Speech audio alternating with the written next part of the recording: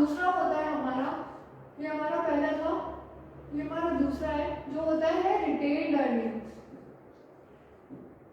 Retained earnings का मतलब होता है कि हम डिस्ट्रीब्यूट ना करके अपने पास रख लेते हैं, ताकि आगे अगर और प्रॉफिट अर्न हो, मतलब उस प्रॉफिट में उसको इन्वेस्ट करके और जितना डबल ट्रिपल हमारा इन्वेस्ट होगा, रिटर्न आएगी उस पे, वो हमारा रिटेन्ड अर्निंग हो जाएगा। और जब रिटेन्ड अर्निंग के मतलब इन्वेस्ट करने के बाद उसका रिटर्न जो भी आ रहा है हमारे पास, उसको हम प्रॉफिट को बाद में और हाई रेट पे डिस्ट्रीब्यूट कर देंगे लोगों के पास जिनका प्रॉफिट बनता है। मतलब जो जो लोग हमारे पास शेयर होल्डर्स वगैरह जो भी होते हैं उनको डिस्ट्रीब्यूट कर देंगे एज अ रिटेन्ड अर्निंग रखने के बाद। तो वो हमारे दो तरीके हो गए, पहला प्रॉफिट, दूसरा रिटेन्ड अर्निंग। अब इसके फैक्टर्स क्या क्या होते हैं? सबके अभी तक हमने फैक्टर पढ़े थे कि क्या क्या फैक्टर्स होते हैं। इसका फैक्टर, पहला फैक्टर होता है अर्निंग।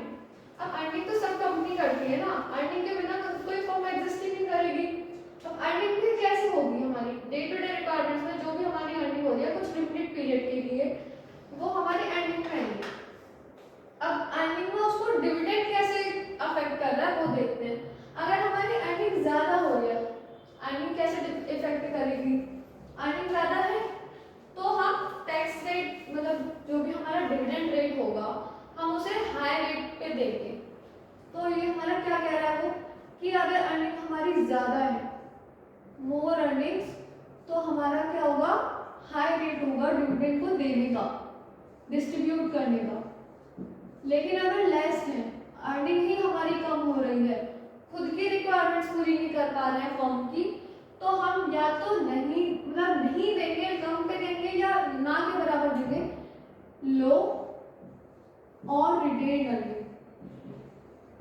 मतलब कई कंपनियां हो देती है जो, मतलब कम, बहुत सारी कंपनीज भी होती हैं ऐसी जो कम अर्निंग पे भी दे देती हैं, कम रेट पर भी उनको डिस्ट्रीब्यूट कर देती हैं। लेकिन मोस्टली कंपनीज ऐसी भी होती है जो रिटेन अर्निंग्स करती हैं, उससे कंपनी के लिए भी प्रॉफिट हो रहा है, उसको इन्वेस्ट करके लोगों को और ज्यादा प्रॉफिट मिलेगी। कोई बंदा नहीं चाहता कि हमारा प्रॉफिट कम रेट पे हो, उसको क्या ही मिल रहा है, वो इतना इन्वेस्ट कर रहा है लेकिन उसको रिटर्न उतना मिल ही नहीं रहा है जितना वो एक्सपेक्ट कर रहा है। तो इसलिए रिटेन अर्निंग्स करके उसको आगे जो और प्रॉफिट मिलता है वो ज्यादा प्रॉफिटेबल होता है। अब है स्टेबिलिटी। स्टेबिलिटी कैसे होगी? मतलब अब तक हमने अर्निंग पढ़ी थी, अब स्टेबिलिटी ऑफ अर्निंग, यानी कि अर्निंग स्टेबल कैसे। हम यहाँ पे पढ़ रहे थे कि earning day to day requirements के लिए हो रही है, या हम पढ़ रहे हैं कि अर्निंग स्टेबल है भी या नहीं, वहाँ हम पूरी देख रहे थे। अब अगर कई बार ये होता है कि अर्निंग्स हमारी खुद के लिए, फॉर्म के लिए भी पूरी नहीं पड़ पाती, एक लिमिटेड पीरियड 6 महीने, 1 साल, 5 साल, 6 साल ऐसे होता है, तो वो स्टेबल रहता है। हर कोई ये बना के चलता है कि इस टाइम पीरियड तक हमारा इतना प्रॉफिट तो बन ही रहा है, इतनी अर्निंग तो हो ही रही है। लेकिन कई बार होता है ऐसा कि अर्निंग वो होते होते एकदम से डाउन हो जाती है, बहुत बार होता है अर्निंग्स का। लेकिन कई फर्म्स ऐसी होती है उनमें अनस्टेबल रहती है कि इस साल कुछ और प्रॉफिट अर्निंग्स थी, अगले साल कुछ और अर्निंग्स है, कभी हाई है कभी लो है, तो वो यहाँ पे बता रहे हो। अब स्टेबिलिटी कैसे देखी जाएगी? अगर स्टेबिलिटी ज्यादा है, मतलब वो मैं बता चुकी हूँ, अगर मोर स्टेबिलिटी है तो हमारी हाई रेट रहेंगी। हाई रेट कैसे रहेंगी? क्योंकि हमारे पास स्टेबिलिटी तो है, हमें पता है हमारा इतना सा प्रॉफिट अगर हम दे रहे हैं, मतलब जो भी लोगों का प्रॉफिट हम डिस्ट्रीब्यूट कर दे रहे हैं, तो हमारी फर्म पे इफेक्ट नहीं पड़ रहा है, क्योंकि अर्निंग हम कर रहे हैं, बहुत अच्छे से अर्निंग हो रही है। लेकिन अगर अर्निंग है ही लेस, कम अर्निंग है, स्टेबिलिटी नहीं है, मतलब अनस्टेबल है, यहाँ पे भी मुझे स्टेबल लिखना चाहिए, स्टेबिलिटी की बात हो रही है यहाँ। स्टेबिलिटी तो हाई रेट और अनस्टेबल है तो लो रेट, या फिर नहीं देंगे, लो रेट रहने देते हैं, रिटेन अर्निंग्स ही पड़ता है, रिटेन अर्निंग्स देंगे। अब ये हो गया हमारा second point. Third point cash flow. Cash flow में कह रहा, मैंने हर वीडियो में कहा था कि कैश फ्लो हमारा कहीं नहीं जाने वाला है। कैश क्योंकि मैटर ही बहुत ज्यादा करता है, हमारी फर्म में कैश नहीं है तो फर्म चलने वाली नहीं है, चाहे इन्वेस्ट में हो, फंड्स में हो, कहीं हो, तो हमारा कैश डिपेंड बहुत ज्यादा मैटर करता है कैश हमारा। अब यहाँ पे अगर हमारे पास कैश है, फर्म में इतना कैश है कि हमारा प्रॉफिट जाने से हमें कोई लॉस हो नहीं रहा है, मतलब अगर हम प्रॉफिट डिस्ट्रीब्यूट कर दे रहे हैं लोगों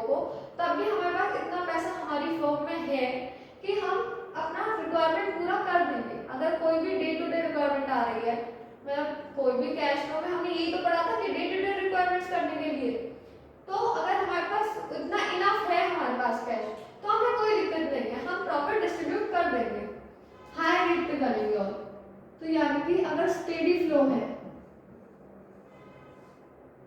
स्टेडी कैश अगर है हमारे पास तो हमारा हाई रेट होगा। लेकिन अगर हमारे पास शॉर्टेज चल रही है, मतलब फर्म की ही जरूरतें पूरी नहीं हो पा रही है कैश की वजह से, इतना प्रॉब्लम चल रहा है फर्म में, तो हमारा क्या रहेगा, रिटेन। क्योंकि पहले फर्म की ही जरूरतें पूरी कर देंगे तभी तो लोगों की रहेंगी, तभी तो लोगों की पूरी कर पाएंगे ना। जब खुद की फर्म की प्रॉफिट नहीं हो पा रहा है तो लोगों को क्या प्रॉफिट देगी फर्म। तो ये हमारा हो गया कैश फ्लो पोजीशन। फोर्थ है ग्रोथ अपॉर्चुनिटीज। अब कई बार क्या होता है, बहुत कंपनीज, बहुत फर्म्स ऐसी होती हैं जो कि अपना कोई भी मतलब लिमिटेड पीरियड के लिए होती है, लॉन्ग टर्म के लिए भी होती है। लॉन्ग टर्म के लिए यानी कि 5 साल से आगे लाइफ तक, और शॉर्ट टर्म में यानी कि मोस्टली 5 साल से कम की आती है, एक लिमिटेड पीरियड तक के लिए आती है शॉर्ट टर्म में कहें तो उनकी ग्रोथ अपॉर्चुनिटीज कैसी होती है। लॉन्ग टर्म में वो देख रहा है कि हाँ हम प्रॉफिट डिस्ट्रीब्यूट कर सकते हैं नहीं कर सकते, शॉर्ट टर्म में वो देखेगा कि हमें करना है नहीं करना है, मतलब देखेगा वो दोनों में, लेकिन लॉन्ग टर्म में डिवाइड कर देगा तो उसको फायदा रहेगा। सॉरी मैंने गलत बोल दिया है। लॉन्ग टर्म में अगर वो डिस्ट्रीब्यूट नहीं करेगा, उसे पता है कि आगे हमारा लॉन्ग टर्म के लिए फॉर्म है, लॉन्ग टर्म की फॉर्म है ना, उसके पास इन्वेस्टमेंट प्लान भी हैं काफी सारे, इन्वेस्टिंग डिसीजन उसने बहुत सारे पढ़ रखे हैं। तो अगर हमारे पास लॉन्ग टर्म है तो वो अपना रिटेन रखेगा, क्योंकि उसे पता है आगे प्रॉफिट होने वाला है, आगे लोगों को और ज्यादा हाई रेट पे हम प्रॉफिट डिवाइड कर सकते हैं, अपना डिविडेंड हाई रेट पर दे सकते हैं। लेकिन अगर हमारे पास शॉर्ट टर्म के लिए है फॉर्म, मतलब जो भी फॉर्म है वो कुछ लिमिटेड टाइम के लिए ही है, तो वो यही कहेगा कि भैया हमें क्या करना है पैसे रख के, लोगों के पैसे रख के हमें क्या फायदा है, लिमिटेड कंपनी है मतलब लिमिटेड टाइम के लिए, तो हम लेके काम खत्म करते हैं, क्योंकि प्रॉफिट तो उनका है, वो तो हमें आज नहीं तो कल देना ही है, तो वो उनका प्रॉफिट साथ साथ डिस्ट्रीब्यूट कर देगा, हाई रेट पे या लो रेट पे करेगा जरूर, क्योंकि जितना है उतना तो देना ही है। ठीक है, तो अब हमारा फिफ्थ होता है हमारा, मतलब फोर्थ तक समझ में आ गया होगा होप आपको। फिफ्थ है हमारा स्टेबिलिटी ऑफ डिविडेंड। स्टेबिलिटी का मतलब क्या होगा, यहाँ पे बात कर रहे हैं कि डिविडेंड कितना है, मतलब डिविडेंड अगर हो रहा है, प्रॉफिट अर्निंग अभी बहुत बार, मतलब जैसे हमने यहाँ पे अर्निंग की बात करी थी ना कि हमारी अर्निंग किस तरह से हो रही है, वैसे यहाँ पे होगा कि अगर स्टेबिलिटी डिविडेंड में है, प्रॉफिट अगर अर्न हो रहा है, मतलब जैसे कि प्रॉफिट हमारा हर साल का होता है कि हर साल हाई रेट पे प्रॉफिट चल रहा होता है, कई बार ऐसा आता है कि लो रेट पे चल रहा है, हमेशा लो रेट पे चल रहा है, एकदम से हाई चला गया, या हाई पे चल रहा है एकदम से लो आ गया, तो हमारा स्टेबिलिटी पे डिपेंड करता है। तो वही देखा जाता है कि मोस्टली जब ये बात करते हैं कि जब डिविडेंड में हमारा कम चल रहा हो टाइम, मतलब टाइम अगर हाथ मतलब लो रेट चल रहा हो या मार्केट डाउन चल रही हो, जैसे मार्केट वाली बात हम 11 पॉइंट में पढ़ेंगे, लेकिन यहाँ थोड़ी सी जनरल नॉलेज के लिए पढ़ लेते हैं कि अगर वो इतना स्टेबल नहीं है, हमारा प्रॉफिट मार्केट में थोड़ी दिक्कत चल रही है, फॉर्म इंडस्ट्रीज में थोड़ी दिक्कत चल रही है, तो हमें रिटेन अर्निंग करनी चाहिए। और अगर अच्छा खासा मार्केट है, मतलब फॉर्म इंडस्ट्रीज हमारी अच्छी चल रही है, मतलब महंगाई भी नहीं चल रही है या बिल्कुल डाउन प्राइसेस भी नहीं चल रहे हैं, तो हम रेट डिवाइड कर सकते हैं, मतलब डिविडेंड दे सकते हैं। 6th पॉइंट है हमारा preference, preference of share holders. अब शेयर होल्डर पे भी तो डिपेंड करता है, हमें फैक्टर्स उनका भी तो अफेक्ट करेगा ना, वो भी तो एक फैक्टर है हमारे लिए। कैसे, अगर हमारे पास रिटायर्ड है, रिटायर्ड यानी कि जैसे कि हो गए हमारे मतलब ओल्ड एजेस हैं या मिडिल क्लास शेयर होल्डर्स हैं हमारे पास, जो ज्यादा इन्वेस्ट नहीं कर रहे हैं लेकिन उनका प्रॉफिट हो रहा है, तो हम उनको डिस्ट्रीब्यूट कर देते हैं।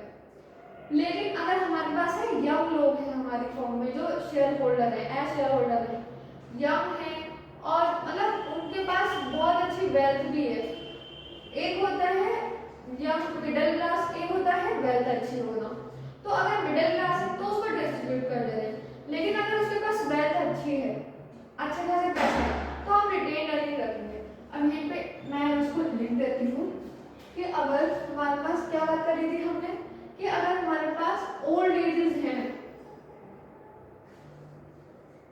या रिटायर्ड है, ओल्ड एज लोग ही रिटायर्ड होते हैं ना, old age retired middle class, अगर मिडिल क्लास है तो हम डिस्ट्रीब्यूट करने वाले हैं वो डिविडेंड हाई रेट पे।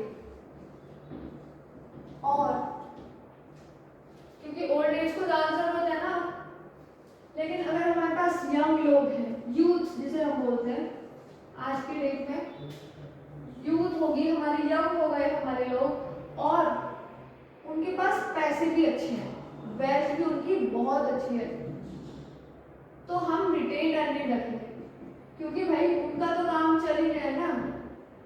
अगर हम उनको नहीं देंगे प्रॉफिट तो उनका तो काम चल रहा है, उनको क्या इफेक्ट पड़ रहा है? उनके पैसे पे कोई इफेक्ट नहीं पड़ रहा।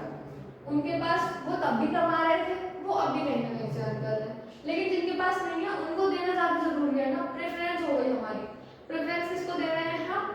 ओल्ड एज को, रिटायर्ड को और मिडिल क्लास को। ये हमारा 6 पॉइंट था। अब टैक्सेशन पॉलिसी, टैक्सेशन पॉलिसी कैसे होगी?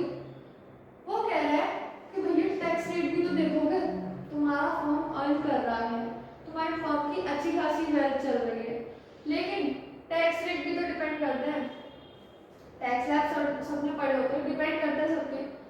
तो अब वो टैक्स कितना देगा? अगर टैक्स हाई है, हाई टैक्स रेट चल रहा है मार्केट में, मतलब कुछ भी चीजों पे, बहुत सारी चीजें रॉ मटेरियल परचेज कर रहे हैं उस पर भी टैक्स लग रहा है, सेल कर रहे हैं, लोग कंजम्पशन कर रहे हैं उस पर भी टैक्स लगता है, हर चीज पे टैक्स लगता है, जीएसटी टैक्स ही तो है।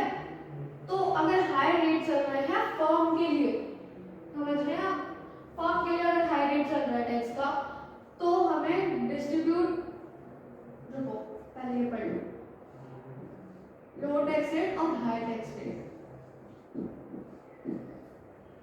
अगर हाई चल रहा है तो हमें क्या करना है? अपने पास रखना है, रिटेन करना है। अब हर जगह मैं रिटेन अर्निंग्स तो लिख नहीं सकती, इसलिए रिटेन लिखती हूँ। तो अगर हमारे पास हाई टैक्स रेट चल रहा है, हमें ऑलरेडी पैसा टैक्स डिपार्टमेंट को देना पड़ रहा है, इनकम टैक्स डिपार्टमेंट को ऑलरेडी हम पैसा दे रहे हैं, तो हम रिटेन रख सकते हैं ना, क्योंकि हमारा भैया फॉर्म का भी तो काम चलाना है। फॉर्म के पास ही नहीं रहेगा तो वो लोगों को क्या देगा? पूरा यही बात चल रही है कि रिटेन है, रिटेन क्यों रख रहे हैं? फॉर्म के पास ही नहीं है ना पैसा, फॉर्म को अपनी जरूरत भी तो करनी है, और उसी प्रॉफिट से वो और इंक्रीज करके वो लोगों को दे रहे हैं, ताकि उनको भी, लोग एक्सपेक्ट करते हैं ना, मोस्टली क्या होता है हर आदमी जो इन्वेस्ट करता है तो वो यही, मतलब यही चाहता है कि उसका प्रॉफिट बहुत अच्छा खासा हो। और लो मतलब, तो अगर हाई रेट रख रहे हैं तो रिटेन रखेंगे फॉर्म के लिए, और लो टैक्स रेट भी, मतलब टैक्स रेट ऑलरेडी कम चल रहा है तो हम हाई डिविडेंड रखेंगे रेट, हाई रेट दे सकते हैं हम, क्योंकि हमें तो टैक्स में कम देना पड़ रहा है, तो हम हाई टैक्स रेट, मतलब हाई रेट ऑफ डिविडेंड रखेंगे। डिस्ट्रीब्यूट कर रहे हैं प्रॉफिट जब। Access to capital market, capital market में भी तो इन्वॉल्व होना है, वहां हमने शेयर होल्डर की पहले बात कर ली थी, लेकिन अब कैपिटल मार्केट में इजीली एक्सेस हो रहा है, नहीं हो रहा है। एक्सेस मतलब काफी फर्म्स होती हैं जो शेयर्स में इन्वेस्ट, मतलब शेयर्स के थ्रू इन्वेस्ट नहीं कर पाते हैं, शेयर मार्केट में इन्वॉल्व नहीं होती हैं, बहुत सारी फर्म्स होती है, प्राइवेट काफी सारी फर्म्स ऐसी होती हैं, प्राइवेट कंपनीज बहुत सारी होती हैं जो कैपिटल मार्केट में नहीं इंक्लूड हो पाती हैं। तो अगर वो इजीली एक्सेसिबल है,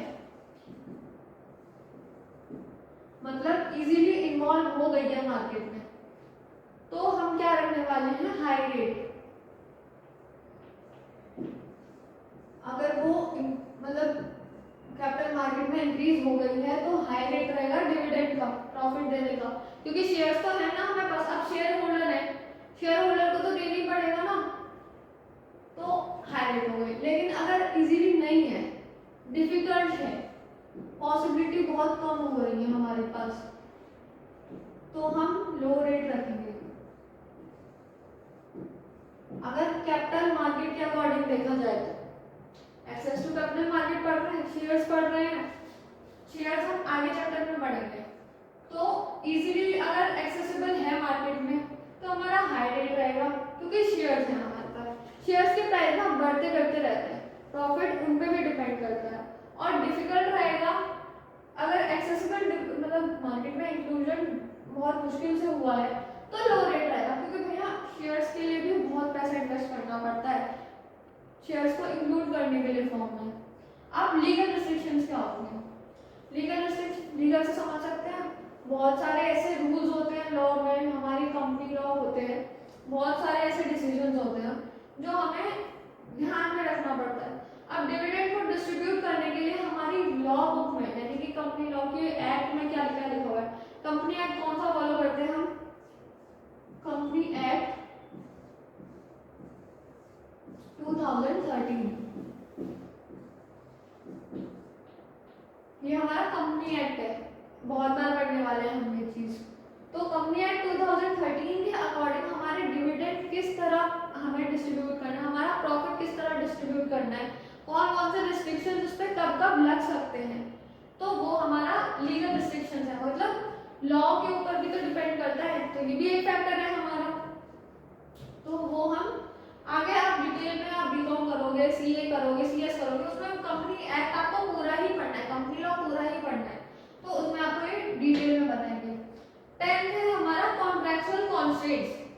बहुत सारे कॉन्ट्रैक्ट्स बनाते हैं हम, काफी सारी फॉर्म्स ऐसे होती हैं जो कॉन्ट्रैक्ट्स में होती हैं, जैसे कि हमने यहाँ पे पढ़ा था ना लॉन्ग टर्म और शॉर्ट टर्म लिया 4th में। तो शॉर्ट टर्म में कई बार क्या होती है, मोस्टली शॉर्ट टर्म में फॉर्म्स ऐसी भी होती हैं जो किसी कंपनी के साथ कॉन्ट्रैक्ट के थ्रू बनती है। कई बार बहुत सारे ऐसे गवर्नमेंट कॉन्ट्रैक्ट्स होते हैं जो 2 या 3 कंपनी को अपना मतलब करना पड़ता है, मतलब 2-3 कंपनी मर्ज होके करती है, तो उसके लिए हमें कॉन्ट्रैक्ट देखने पड़ते हैं, उसमें क्या क्या रिस्ट्रिक्शंस है हमारी वो भी देखना पड़ता है। मतलब कॉन्ट्रैक्ट के बेसिस पे हमारा क्या क्या होगा, हमारे पास क्या क्या रिस्ट्रिक्शंस हैं। यहाँ पे हमने लॉ का रिस्ट्रिक्शन पढ़ा था, एक्ट के थ्रू क्या क्या रिस्ट्रिक्शंस होगा हमारा। अब यहाँ पे कॉन्ट्रैक्ट के बेस पे क्या क्या रिस्ट्रिक्शंस लगेंगे हमें वो भी देखना पड़ता है कि आप उस फर्म के साथ जो प्रॉफिट शेयरिंग कर रहे हैं वो किस बेसिस पे करेंगे। 11 अब हमारा आ गया स्टॉक मार्केट, मेन जो अभी तक हमने शेयर्स पढ़े थे। अब स्टॉक मार्केट का रिएक्शन क्या क्या चल रहा है, बेसिकली बूम और डिप्रेशन पीरियड हमने फाइनेंशियल में इन्वेस्टमेंट में पढ़ा था, फाइनेंशियल में पढ़ा था कि बूम और डिप्रेशन पीरियड क्या होता है।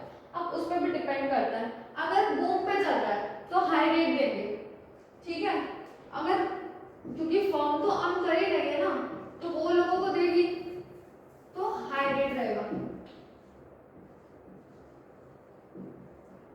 और अगर डिप्रेशन में कैसे, फॉर्म के जो शेयर्स हैं वो ऑलरेडी लो पे चल रहे हैं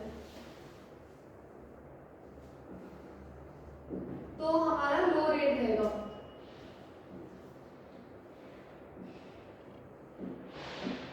क्योंकि ऑलरेडी फर्म का पैसा बहुत सारा लगा हुआ है। तो ये हमने 11 फैक्टर्स पढ़े थे किसके, डिविडेंड डिसीजन के। बाकी का हम अगली वीडियो में पढ़ेंगे। Thank you.